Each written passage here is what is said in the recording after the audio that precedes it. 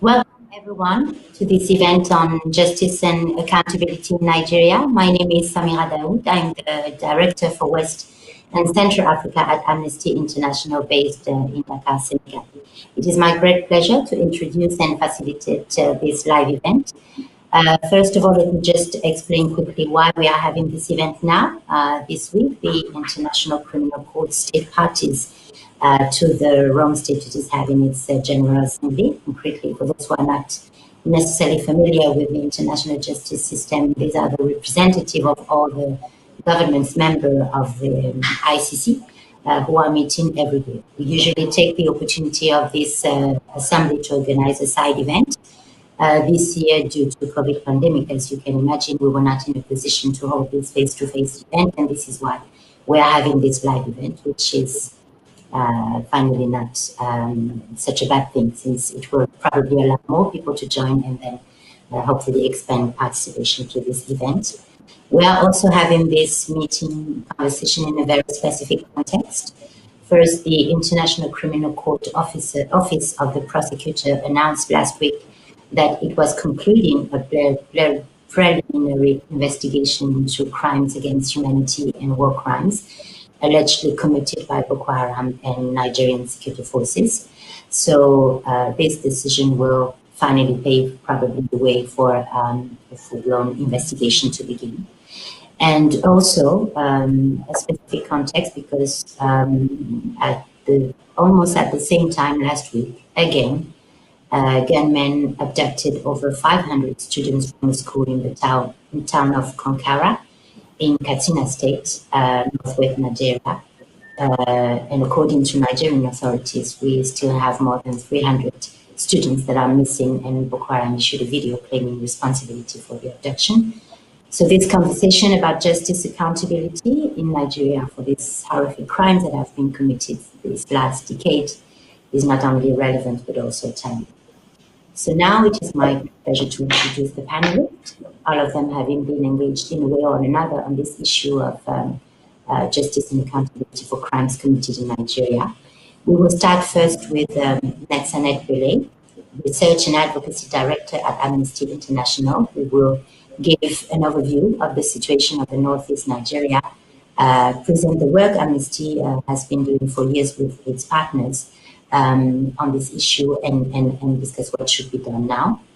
Then we will have the extreme pleasure to have and to hear the testimony of Amsatou Alamin, well-known activist from Maiduguri, Northeast Nigeria. Amsatou has been doing an incredible work in mobilizing and connecting women affected by the conflict and in this fight for justice and accountability in Nigeria. We also have the huge privilege to welcome with us Agnes Kalama, the UN Special Rapporteur on extrajudicial, summary and arbitrary executions, who has in her capacity investigated this very specific issue and will give us a UN perspective. Rod Rastan, legal advisor at the Office of the Prosecutor at the ICC, has kindly accepted to join this conversation. Thank you. And he will give us some insight of this recent decision that I just mentioned. And we will conclude with an intervention from Obianuju Catherine Ude, better known as djSWITCH, who is also a very strong activist and one of the leaders of the NSAS movement against police violence in Nigeria, and that you all have probably heard about. This will allow us to make the link with the impunity for security forces beyond the context of the Northeast conflict. Last point, we will have a Q&A session after the presentation, so please don't hesitate to share your questions in the chat, and we will try to answer them in the second part of this discussion. Again, welcome everyone to this event, and now I hand over to Netsanet. Thank you. Thank you everyone for joining us. Good afternoon, good morning, good evening everyone. As indeed Samira mentioned, we're gathered here today after a major milestone was achieved in the struggle for justice and accountability in Nigeria. Indeed, last week, the prosecutor has finally announced the conclusion of preliminary examination and that the office is preparing to request authorization from judges to open full investigation. And indeed, this is a major milestone, and it came after a decade-long delay and inaction. But at the same time, we do believe this is far from enough. We argue that the prosecutor must urgently seek permission from the judges to open an investigation, and that the investigation must start as soon as possible. We also believe there is much that can be done and should be done in parallel on evidence preservation, on protection of witnesses, and on outreach to victims in Nigeria. Why are we saying this? Let me raise 3 points in support of this. The first and most important reason is the fact that these crimes continue to be committed and with no end in sight. As Samira mentioned in her introduction, Boko Haram has killed thousands of civilians, abducted women, girls, and boys. Its members continue to loot villages, murder people who try to escape. Just last week, we've heard of yet another abduction of 500 students from a secondary school in Kankra. Many abducted in the past have been forcefully recruited as child soldiers or forced into marriage and sexual slavery. At the same time, the Nigerian security forces have committed and continue to commit serious atrocities. They have arbitrarily arrested, detained, and tortured people fleeing Boko Haram's attacks. And this is not an isolated incident. It's happening in a mass scale. People are fleeing, are screened when coming for safety, and almost all men are arbitrarily sent to military detention sites without being accused or charged of any crime. Thousands are held for months or years in inhuman conditions, where many died of thirst, hunger, or disease. Amnesty International estimates that at least 10,000 people may have died in detention already. Many women and girls in IDP camps have also faced rape and sexual violence, and Amsatu will talk more about this in her turn. And what makes it most tragic in this case is that it's the same family that is a victim of both Boko Haram and Nigerian military forces. And we've documented countless testimonies of victims, including in our latest reports published this year that looks to the situation of children and older people. So this will continue. The argument is that this will continue unless this cycle of impunity is broken, unless each and every official, each and every commander, each and every soldier sees that their day in court is numbered. The second and equally important reason is the fact that there is no justice so far and no promising prospect that the Nigerian government will ever investigate and prosecute these crimes. The prosecutor told us last Friday that the delay in concluding the preliminary examination was in part due to the priority given by her office to support Nigerian authorities in investigating and prosecuting these crimes domestically.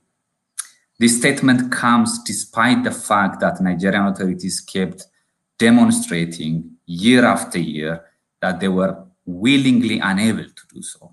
The fact is this, colleagues. Since 2009, over 20 different forms of inquiries, commissions, committees, panels have been set up. All of this to look into crimes committed by Nigerian security forces, CJTF, and Boko Haram. I personally engaged in the 2 recent ones, the Special Board of Inquiry set up by the Chief of Army Staff in March 2017, and the so-called Presidential Investigation Panel established in August 2017. And what a waste of time it has been for victims who have high hopes of these proceedings. Despite much posturing, these inquiries were never intended, designed, or conducted with a view to result in criminal prosecutions, and the reports were never made public. And the same can be said with respect to crimes committed by Boko Haram. Despite the facade, the reality remains that many victims of Boko Haram have not seen any meaningful justice. Authorities claim that hundreds of Boko Haram suspects were prosecuted and judged in mass trials held in 2017 and 2018. But there is overwhelming evidence, colleagues, that these were grossly unfair sham proceedings. They're organized mainly to establish legal cover for thousands of people who have already spent years in unlawful detention. And none of these so-called mass trials targeted the high leaders of Boko Haram or those who perpetuated actually crimes against people. Most of these individuals, in fact, appear to be civilians caught in crossfire, charged with minor offenses such as having sold a motorbike to a Boko Haram member or having concealed information from authorities. So this delusion has to stop, whether it be in the Northeast, Zaria, or with respect to the killing of protesters in the streets of Lagos. The authorities in Nigeria have proved bent on denying crimes than showing any willingness to investigate and prosecute these crimes. We note the prosecutor has stated she looks forward to further constructive dialogue and exchange with authorities.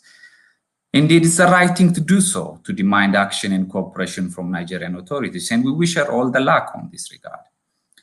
But at the same time, we urge her and the office to be cautious and not continue to be overly deferential to Nigerian authorities in this approach. A similar lack of domestic inactivity and lack of cooperation seen in the last 10 years of examination should no longer be allowed as the ICC moves to the investigations phase. And the third and equally important reason is that further delay will sabotage successful prosecution of crimes in the future. Every day of delay affects the chance of successful prosecution. And this is not an abstract notion when it comes to Nigeria. We've seen it from Zaria to Lagos, Maiduguri to Bama. There have been several instances where evidence destruction and intimidation of witnesses has happened. Blood has been washed from scenes of crimes, bodies collected and disappeared, and mass graves tampered with. Many courageous activists, witnesses, and victims, some of whom were with us today, are facing backlash from imprisonment to intimidation and harassment.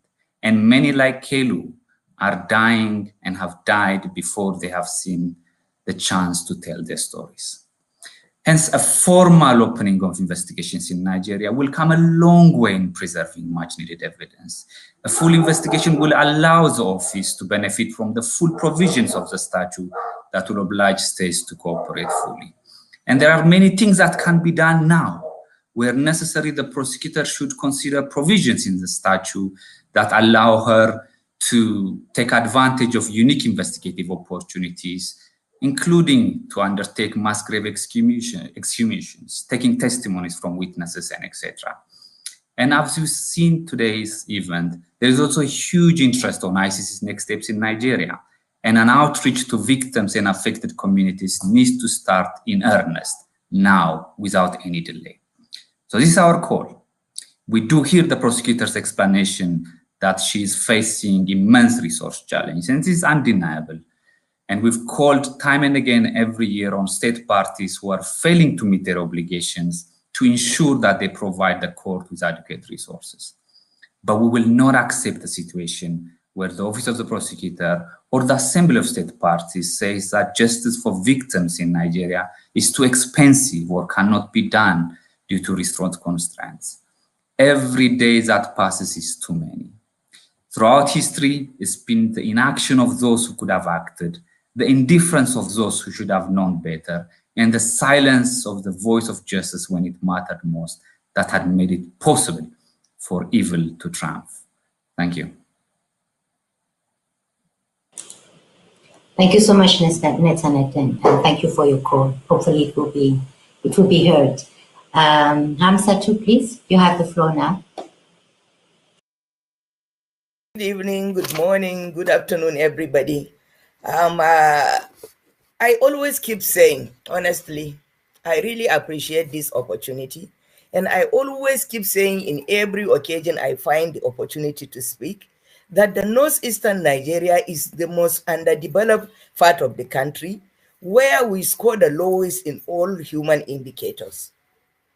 Therefore, in fact, being in power or authority or position gives whoever has that privilege the absolute power, and then he becomes the alpha and omega over lives and deaths, over whatever he wants.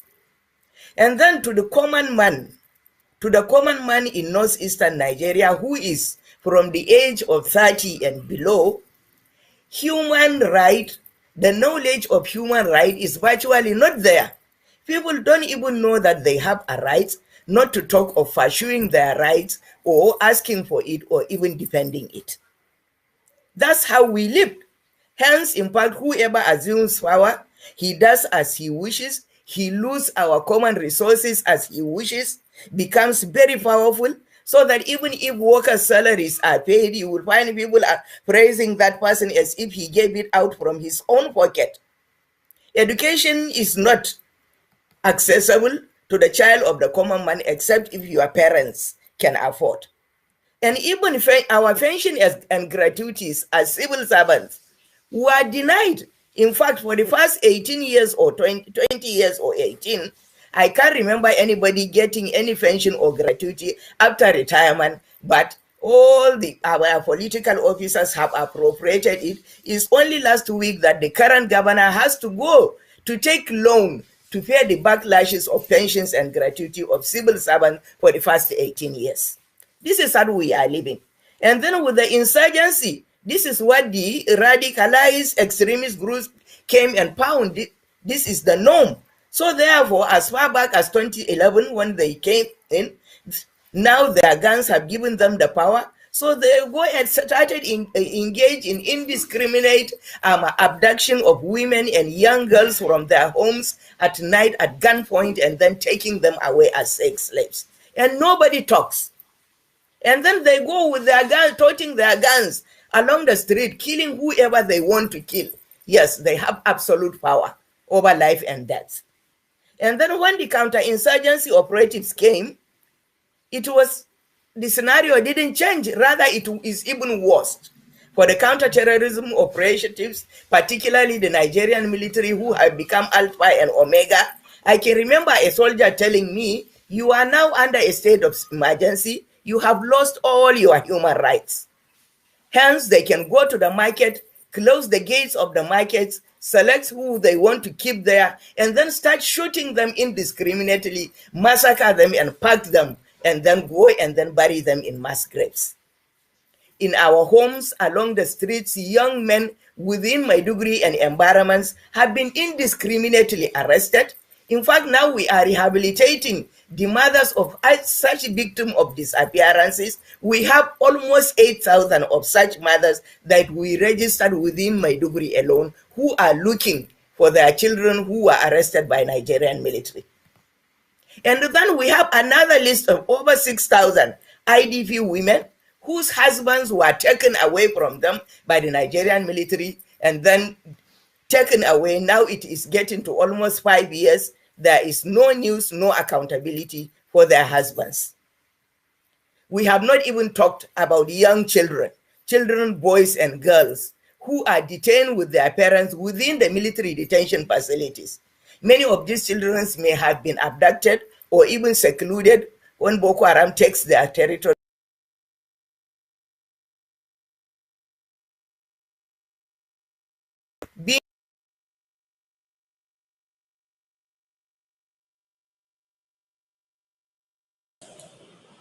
Yes, and the grown-up girls among them have even alleged sexual violations. And then when the women of these young women, men who are also abducted, some of them sexually abused by Boko Haram, whenever they are rescued too, even before they were brought to the military detention facilities, along the way in the bushes, they suffered these sexual violations throughout, and then they will be kept in that facility for more than a year. Some can tell you up to 2 years, and then being sexually violated day and night by even the state actors. Because many of the women in my network will now tell you Nigerian military is worse than Boko Haram. So therefore, this is now the scenario.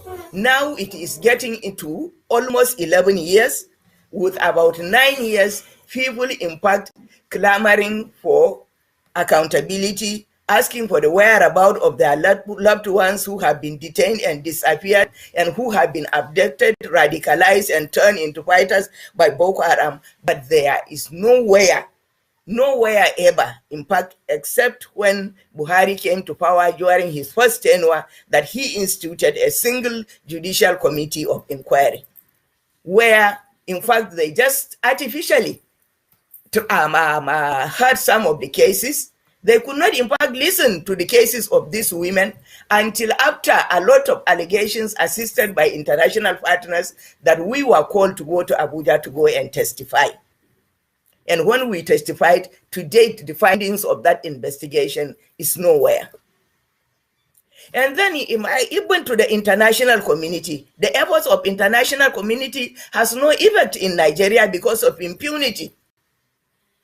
Yes, Her Excellency Agnes Kalamad was in Maiduguri. In fact, this woman stayed for 1.5 days collecting testimonies from, in fact, eyewitnesses and relatives and then victims about the atrocities committed on them by the Nigerian security officials and then some by Boko Haram. She documented her result and then, in fact, wrote a beautiful report in Nigeria. What happened when the report came out? Days after the report had been released, the presidential spokesman, Garba Shehu, came out and commented on the report, but he was completely silent on that aspect of the Northeast Nigeria, as if the Northeast is not part of the country. That report was swept under the carpet. So what hope and future does the common man in Northeastern Nigeria has? So therefore, when recently we heard the ICC is going to open an investigation, honestly, we are excited, we are thrilled, because the level of impunity in that part of the voiceless society is beyond what one can imagine. It is rather better imagined than seen. So we all, and then when this, even our youth volunteers who we clamored for to come and then intervene to the rescue of the ordinary civilians, these youth sacrificed their lives as civilian JTF vigilantes, took up local arms and went after the armed Boko Haram. Many of them have been killed. Many of them are living with permanent disabilities. And now when they succeeded in bringing about the leadership camp, this young man, greater percentage of these young men have taken to the footpaths of the soldiers and started committing atrocities against the very people that they sought to defend and then rescue from the atrocities of Boko Haram and the Nigerian soldiers. So impunity surrounds us all over. Impunity has become a norm. Impunity has become part of life in that part of the country, as if there are no authorities, as if there are no government, and then fear of God does not even arise in the context in which we live. So therefore, now the ICC coming up to impact with a resolution that they want to open investigation, we believe they are a godsend. This is a godsend intervention, where in fact, for the first time, the voice of the common man has been heard and then action is initiated. We just pray that this will be practicalized and then investigation carried out. I'm not even surprised the way Nigerians, in part, whoever is in power or whoever is in authority in Nigeria keeps looting public resources and then amass wealth, because perhaps that is what gives them the impunity. They feel having all the money, having all the influences and power gives you absolute power over the lives and death of God's creations.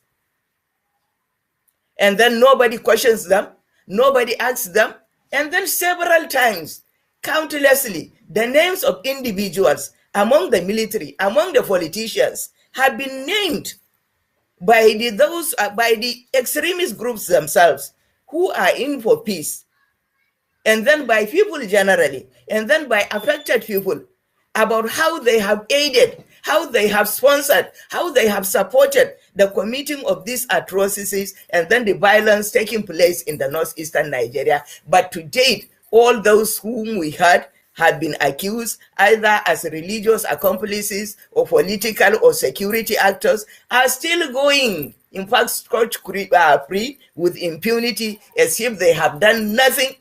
Therefore, giving the common man a sense of to believe that really, if you are in power, God has given you all the right to do what you want with people's life without anybody questioning you.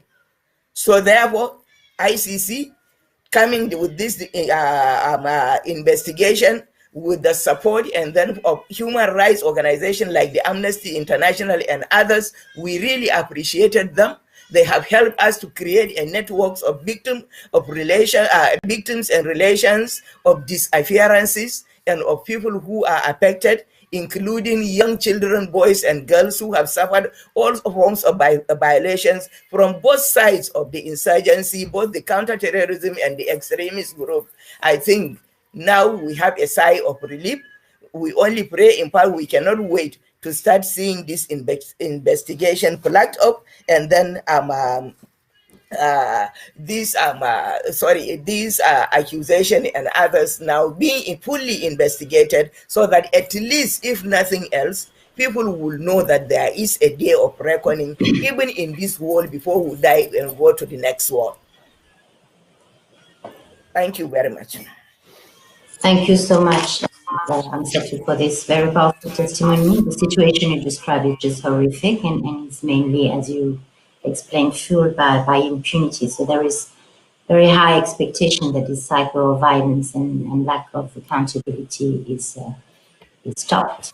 I will hand over now to Agnes Kalama, the UN Special Rapporteur, who can share her experience and information about the investigation made on this specific issue. Thank you very much for the invitation and the great honor to be sharing the floor with you. Just to react to some of Amsatu's comments, indeed, I could not agree with her more. My report, or my preliminary report, has indeed been largely swept away, and I have rarely been to a country or engaged with a government that was so reluctant to respond back. It is not as if the Nigerian authorities have been particularly aggressive towards me. In fact, compared to others, they have been pretty decent. But there is simply no interaction, no meaningful dialogue over my findings. I have sent a number of communications to the authorities with specific questions during my mission a year ago and afterwards, and there has been no response thus far. So it is quite remarkable, the capacity of the authorities, it seems, to largely ignore, turn away, and move on, basically. That's at least the impression I have had based on my mission there and the aftermath of my mission. The more analytical finding that I would like to share with you is my extreme concern for what I have found. And therefore, I was glad that the ICC took the decision that it took, even if it took them 2 years to take it. I've described what I've found as amounting to an injustice pressure cooker, with situations simmering almost in every region, or in every region that I have traveled to. We've already heard about the situation in the Northeast, so I may not go back to that too much. And Amsatu, it's not because I want to neglect it, but it's because we have so little time. But there's absolutely no doubt that the armed conflict is in the Northeast, is a major pressure cooker. It's a national and a regional pressure cooker, if not an international one. 1 year after my visit, I have continued to monitor the situation, and while I thought there were some positive steps taken towards the beginning of 2019, the situation since then has clearly deteriorated, and the security strategy that has been adopted for a year or so, which was very much criticized when I was in Nigeria.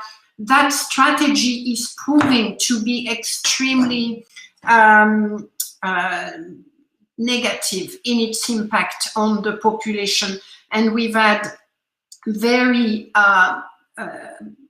bloody examples of how such a strategy is not conducive to the security of the populations. But there are, of course, other conflicts in Nigeria, and while they may not amount to an armed conflict in the traditional sense of the word, although that's certainly something we can debate, they are low-intensity conflict with a tremendous amount of violence and indeed killings. There is the conflict in the Middle Belt opposing the Fulani herders and the farming communities. There is the repression of the indigenous people of Biafra, the repression of the Islamic movement of Nigeria, the so-called cultism in the oil-producing southern state, the situation in and around Lagos in the River State and elsewhere, all of which are producing their own dynamics, largely historically rooted, and huge human rights violations. And on top of those localized form of violence, we have national patterns, countrywide patterns, which includes the widespread insecurity, including because of violence and lethal force used by the police and the militaries. There is very few, if any, effective investigation carried out in the violations committed by the security forces. There is no or very few meaningful prosecution taking place, and overall a militarization of policing, which has not been conducive at all to security. In fact, it has seen an increase in insecurity. What I have found as well when I was there, which alarmed me, but there too it is historically rooted, is a high level of resentment and grievances. Most of it, or a lot of it, is being expressed through what I have described as toxic ethno-religious narrative, and indeed what would be described in the current language of counterterrorism as so-called extremist ideologies, which are not just what we may find, in fact, in the Northeast. So there is a general and a generalized breakdown of the rule of law, and that has extreme and acute consequences for the most vulnerable and impoverished population of Nigeria, as it has been documented thus far. Some have argued when I was there during my mission that, yes, that may well be true, but Nigeria can manage that. It has managed very difficult moment in its tumultuous history. It has even managed to go beyond the military rule and a very, very bloody conflict earlier on in its independence. What I would like to insist upon at the moment, and as a way, I think, of further contextualizing what we are talking about, is the fact that there are three broader contextualized factors which are extremely worrisome, in my opinion. The first one is the nationwide population explosion.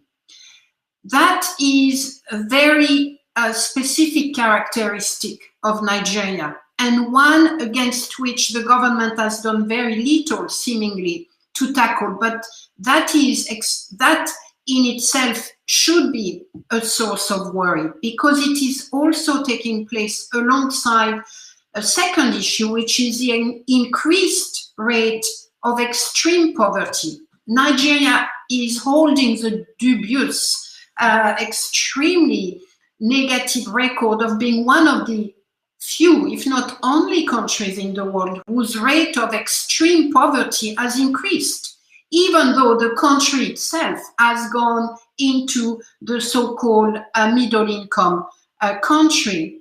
But for the vast majority of the population in Nigeria, their economic situation has worsened, so much so that almost 50% of the 200 million Nigerians are considered to be living in extreme poverty. The third contextual information which we should all keep in mind when we think of Nigeria is the spreading environmental degradation and desertification. It is evident throughout West Africa, and it is certainly evident in Nigeria. Throughout my mission, I was made aware of that degradation and of its impact on people's livelihood, on people's resources, and on people's culture, on people's way of life. And I can assure you that there is no doubt in my mind that the failure to respond to that environmental degradation is no doubt feeding many of the conflicts we are talking about right now. And finally, the fourth issue I want to raise for the context is the proliferation of small and military-grade weapons that are made available, that are feeding, that are increasing the lack of security and insecurity and the lethality of the conflicts that are taking place throughout Nigeria. The proliferation itself is linked to what's happening regionally, but it is having a dramatic impact on the conflict we are talking about. So in that context, I think, in my opinion, addressing the regime of impunity, the breakdown of the rule of law, does demand on our part to contextualize what's happening.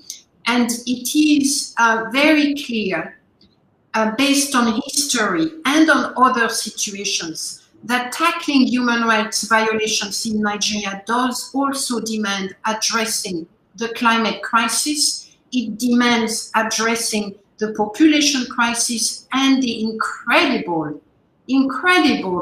economic inequality in the country. The last point I want to make very quickly is a thought and an exchange I have with some people who are far more knowledgeable about Nigeria, because sometimes I do wonder, where do we look at? As Netsanet has pointed out, as Amsatu has pointed out, there is either no investigation and no prosecution, or there is a plethora of administrative and judicial inquiry which are just whitewashing the situation. They are just a facade, they are a parody, they are meant to do a lot of things, but certainly not to move us closer to accountability. So where do we look for hope inside the country? And I'm going to say we look for hope with the people. And I think what happened a few weeks ago with the large demonstrations, which were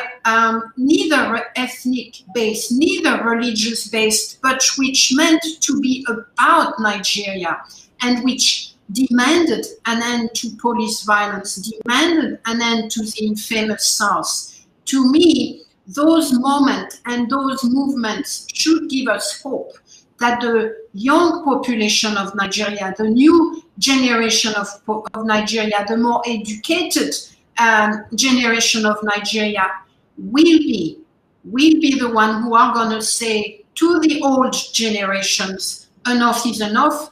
We are going to take care of our country. We are going to go and address those endemic questions and those violations. So I think we need to place our strategy for the future squarely with this very vibrant civil society and youth population of Nigeria who wants far better for their country than their elders have managed to achieve. Thank you very much. Thank you, Agnes. Thank you for this words that give hope and also for adding elements of context that make it even more urgent to address human rights violations and impunity. Rod Rastan from the Office of the ICC Prosecutor is here with us. You have heard all the panelists. There is a lot of expectation and also around this decision. So you have the floor. Thank you.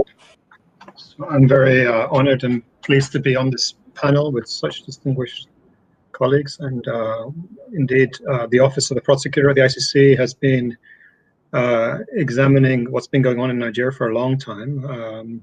We call this phase, before we open investigations, preliminary examination. It doesn't mean anything to, I think, most people, but it just means that it's a stage where we're determining whether we should open investigations.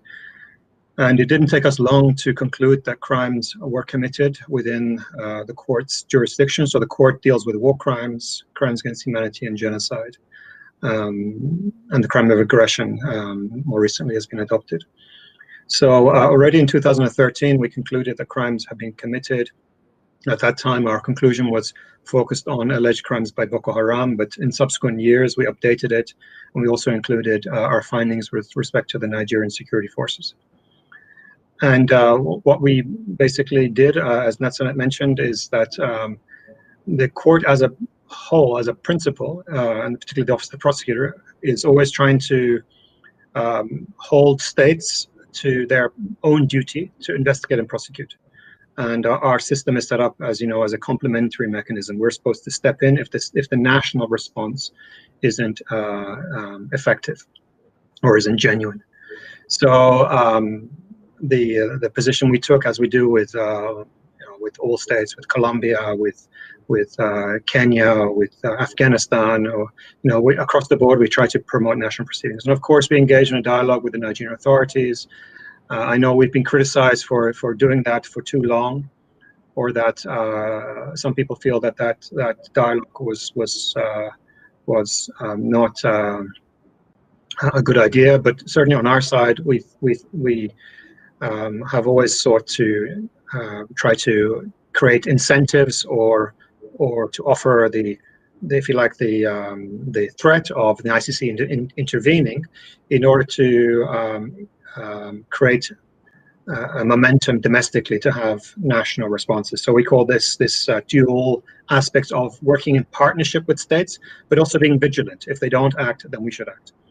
And I think certainly our conclusion after this long period is that although we've engaged in many missions and we have worked with the prosecuting offices and we've seen some progress, and of course the Special Rapporteur Agnes Kalamard also mentioned some of the progress she's seen as well in her reports. We've seen some progress, and certainly we continue to encourage that. And I think the fact that we have concluded shouldn't be a sign of discouragement for those people within the justice system that are seeking to bring accountability, and we continue to encourage that. But at the same time, we also concluded that in terms of what we would look at in terms of alleged war crimes or crimes against humanity, the national proceedings as they exist didn't seem to be an obstacle or to correspond to what we were likely to want to investigate. So the prosecutor has, as I say, given a lot of time and effort to help to encourage the national response, but ultimately we concluded already last year, we said we were likely to conclude our assessment this year, and this year now at the end of it, we have indeed confirmed that as things stand, there is a basis for the court to proceed because the national response doesn't correspond to what we're looking at. Now, at the same time, of course, as Natsana mentioned, we will continue to encourage the authorities to do proceedings. If our announcement acts as some kind of a spur, an incentive to galvanize a national response for accountability, then of course we welcome that and we continue to support that. At the same time, if not, then we stand ready indeed to carry out our own investigations. So in the coming period, basically we are continuing our forward planning for investigations. We do have the limitation that Natsana mentioned, that the ICC is a court. It sounds like a very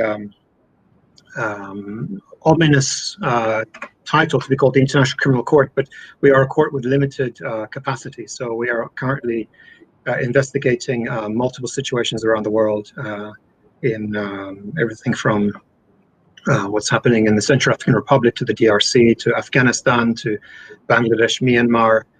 We just also announced that we are intending to open investigations in Ukraine. And so in Georgia, we have investigations open in Libya. So there are many situations that we're dealing with, and we have also a very small number of staff. We only have 80 investigators. You might laugh at that. We have 80 investigators. This is smaller than the number of officers working on counterterrorism at the city level in some countries. The London Metropolitan Police has 1,600 investigators, for example, if I got that statistic right. So, and actually we have a smaller budget than some of the organizations that are here with us today as the Office of the Prosecutor. But I won't belabor the point. But the point is that it's not that we're looking as an excuse not to do things, but just that we also are emphasizing that we also need support from state parties and from other stakeholders to also help the court have the means to deliver what it wants to do. What this means for Nigeria is that in the coming period, the prosecutor indeed will have to make some decisions on how to roll out investigations. The current prosecutor, Prosecutor Bensouda from the Gambia, as you know, is ending her mandate in 6 months. There's a new prosecutor coming in. So she still has, of course, the mandate to make decisions on opening new investigations. But also it makes sense that she consults with the new incoming prosecutor on this. And also she's called for state parties to give her the means to do it. If the means do not come, then the prosecutor may have to, for example, decide to terminate some lines of inquiry in existing situations or to complete some of the activities that are ongoing in order to allow the capacity of the office to open investigations in relation to Nigeria and also in Ukraine, as we mentioned also at the same time last week. So these are just very pragmatic considerations. It doesn't mean that the office will not proceed with investigations. It just means that we are having to discuss how we roll out this capacity. And of course, in relation to Nigeria, as you've seen in our reports, hopefully, we believe that crimes have been committed across multiple fronts. Almost every crime within the jurisdiction of the court appears to have been committed in one form or other in relation to war crimes and crimes against humanity under our statute.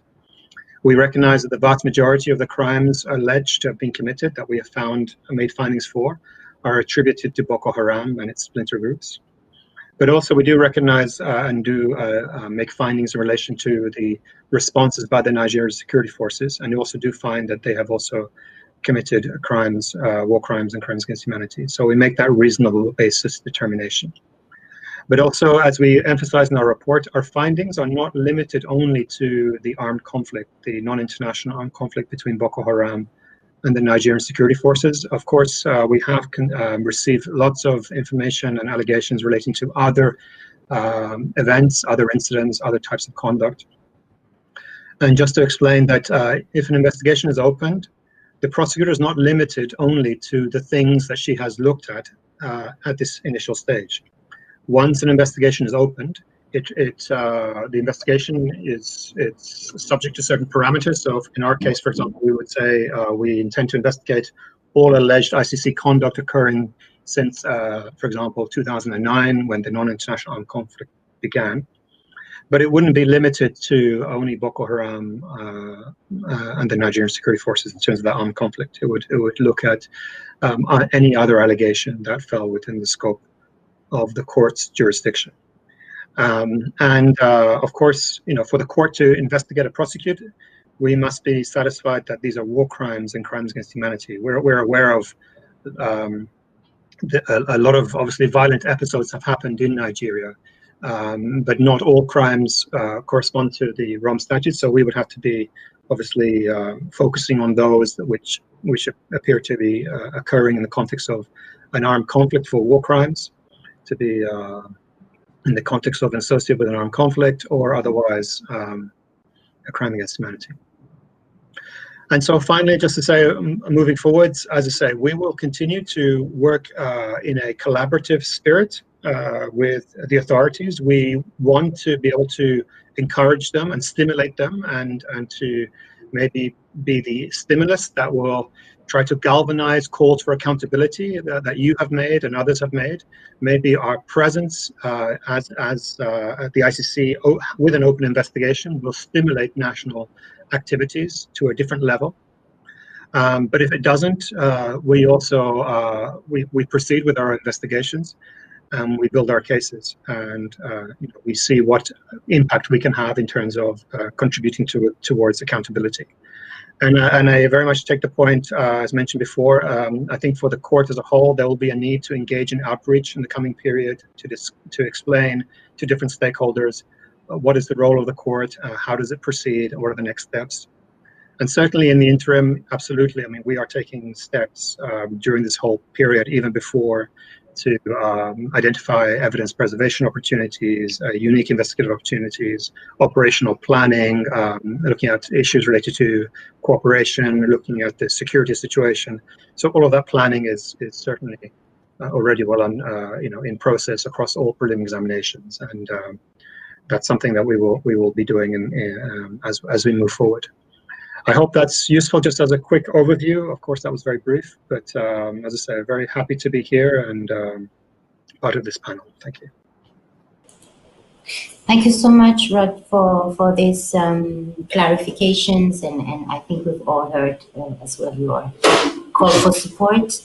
As we have seen, this culture of impunity goes beyond the Northeast conflict. This is not specific to this area or this situation, and this is the moment to let the opportunity to djSWITCH to talk about this huge and tremendous movement around NSAS movement against impunity for police violence. Catherine, it's over to you. All right, thank you for having me. Good morning, good afternoon, good evening. You see, we have a popular saying in Nigeria, wahala no dey finish, meaning the problems never end. You see, I grew up in a family of 8 where my parents really had their hand full. They worked to give us the best they could afford: education, Medicare, food, allowances, most importantly, a home. My parents taught us how to respect each other's differences, understand each other, stand for each other, and protect each other. I must say, my brother did take a lot of the blame for my many mischiefs. But unfortunately, in the late 90s to 2000, things took a turn for the worse when the Ishekiris and the Ijors in Warri, where we lived back then, went into war with each other because of a failure in leadership and respect for differences. Many were displaced from their homes and killed. My parents lost a lot, and I had to grow up real quick. This was my first real encounter with insecurity, a lack of accountability, and irresponsibility. Nigeria is home to over 200 million brothers and sisters that are beautifully diverse in tribe and faith. But we lack education, a functional health system, electricity, we lack jobs, security. The basic things that any parent, guardian, and in this case, a leader should provide so that we can achieve our ambitions. Instead, these basic things have been weaponized by our leaders and used against us, used to lure us to do their bidding, used to oppress us, keep us too hungry to be angry, used to kill us. So, dear Agnes, it was indeed hopeful to see the new generation of Nigerians stand up for Nigeria, not religious or tribe-based. But if we don't act, this new generation will be haunted like myself, wiped out, or succumb to the will of a dying generation. But even a magician cannot perform one trick forever, because we, the Nigerian people, were tired. And for the first time, I saw Nigerians stand for each other in protest all over the country. End SARS. Now, SARS is the Special Anti-Robbery Squad Unit, which the government rebranded to SWAT, after disbanding the said SARS over 3 times and twice in 1 year. SARS have a track record of more daylight robbery than actual robbers. They've murdered more innocent citizens than murderers in the society, more rape than the public is even aware of, constantly exhibiting their lack of intelligence and training by harassing Nigerians, either because of how we look, the hair we have, the cars we drive, or if we have tattoos on our bodies. When you speak up and ask what you may have done wrong, they beat you up, lock you up, or kill you altogether. Now, this gave birth to a movement, End SARS, a movement against police brutality, which has since become a much bigger movement against bad governance. And the reason is simple. From the President, General Muhammadu Buhari, downwards, they are all SARS. You see, because this is a government, yes, that would rather silence and kill its citizens rather than be guided by their concerns and their cries. Hide COVID-19 palliatives, mind you, that were donated rather than feed its people. One that would rather spend quality time with his cows rather than address its citizens. The same government that chose to inject rogue elements into peaceful protests rather than protect its people, but choose to coddle terrorists. It is the same government that froze the accounts of protesters and seized passports, but cannot seem to trace the accounts that sponsor terrorism. It states in the Constitution that the security and welfare of the Nigerian people is the primary purpose of the government. But on the 20th of October, 2020, the Nigerian army, sanctioned by the government, stormed the Lekki toll gate in what I call a first wave of assault. No warning, no dialogue, just guns blazing, shooting into a crowd of the bravest set of people I have ever met. Braver than the men and women trained to be brave, braver than the government officials who sent them there. They shot at us with live ammunition. We braced ourselves, we screamed, we sang, we cried, all while waving our Nigerian flags. You see, as I witnessed people die, I truly believed we would all die. And so I started to live broadcast the insanity on Instagram, and I am not the only one. In a matter of minutes, dreams and futures were lost. Nigerians killed unprovoked. But the commander of the 65 Battalion, Salisu Bello, claimed to have given us water and drinks that night. But that is not even on the same continent with the truth. I have a clip recorded from the live broadcast where you can hear me asking Bello why they were shooting at us with live ammunition. His response was that my coming close to him poses a threat to him and he will act accordingly. Is this the act of someone who gave us water and drinks? I also have another clip from the same night where you can hear a lady's voice asking the whereabouts of the people that had been shot. Further proof that the bodies we saw were taken away by the army present. The army claimed to have cared for us. But when the Nigerians that were on that live, when they called ambulances to assist us at the toll gate, they were stopped and asked to turn back by the army. We were forced to have a crash course on medical procedures, attempting to extract a bullet from the leg of a protester until one ambulance came from the back.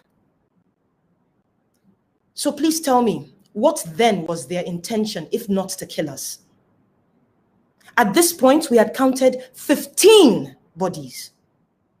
A few hours later came the second wave of assault by the Nigerian police with the same modus operandi, killing, injuring those of us left at the toll gate. The same police also shot at us the next morning. Now listen, this is just one incident. There is Obibo, there's Mpo, there's Zabamari, many more. The Nigerian authorities under the poor, corrupt and misguided leadership of President Buhari, down to his cohorts, Governor Jide Sanwo-Olu, General Takar Buratai, Brigadier Taiwo, F.O. Omata, Lai Mohammed, and many more. They have all tried severally to deny these events, while in the same breath contradicting themselves. This government continues to fail in doing its duty as what I would have called an elected government, if that was not riddled with corruption itself. And so today, I urge you, as members of part of the global governing body and other members not here present today, to take necessary and swift actions in ensuring justice is served to the Nigerian people. Through your investigations, I believe you will find ample evidence to bring charges against the elements in the Nigerian government. Please, please do not continue to place us at the back burner or say we are not a priority. Do not turn a blind eye to a nation with immense potential to be on the world stage if only these potentials are harnessed and not killed off. As Nigeria is a member of the United Nations, which says membership is open to all peace-loving states, it is evident in that statement alone the state of Nigeria has failed. Our leaders too greedy, too corrupt, and quite frankly, unequipped intellectually, mentally, physically, to protect Nigerians or move the nation anywhere. If it is indeed true that the First Lady of Nigeria, Aisha Buhari, can relocate to Dubai, citing insecurity in the presidential villa, Aso Rock, the most secure building in Nigeria, then I ask, where do we, the average Nigerian, go? Mr. Rod, you say your office has about 80 investigators. It was funny when you said it, but I can assure you, millions of Nigerians are willing to help provide all you may need to reduce the potential burden on this request. We only have our voices. That is all we have. As a people, we are using it to sorosoke. So please listen. As Agnes said, the country is a keg. It's sitting on a keg of gunpowder because of all the things that we have been deprived of. I am advocating for all types of peace, but justice. And through justice is the only way peace can truly thrive. It is now your duty to help us show that democracy, accountability does not only belong to a certain group of countries, but to all. As I said earlier, wahala no dey finish. But that does not mean problems are not solved. The time for action is indeed now. Thank you. Thank you so much, and thank you for using this your fame to raise awareness and to fight for this for justice for all. Thank you so much for this. Unfortunately, I think we have now come to the end of the session. I didn't see any specific questions, so I guess I've seen a lot of comments that all of you have probably seen. And so I think we need to conclude now. I would like to thank again all the panelists for the very insightful and inspiring intervention. This was really great. Thank you all for attending this event. If you want to know more, if you want to join the movement, if you want to know more about this issue, you can of course visit Amnesty International Nigeria page, but also you have several links that have been shared to the Special Rapporteur report and mentioned in the discussion, but also to the MSAS movement. So thank you so much for your contribution. Thank you so much for being, for participating in this conversation, and hopefully next time we discuss justice in Nigeria, we will have other good news to share. Thank you so much. Thank you.